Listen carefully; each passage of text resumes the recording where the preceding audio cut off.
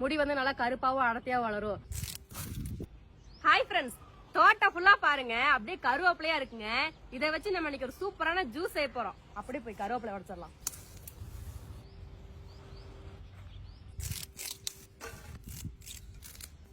மஞ்சள் தூள், உப்பு, தயிர், கருவேப்பிலை, கல்லுப்பு, 2 மலை நெல்லிக்காய், இஞ்சி, கொஞ்சமா தண்ணி,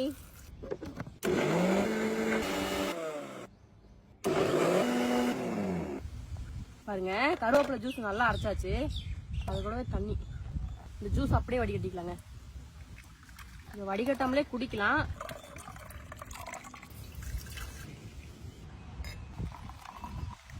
கலரே பாருங்க செம்மையா இருக்குங்க.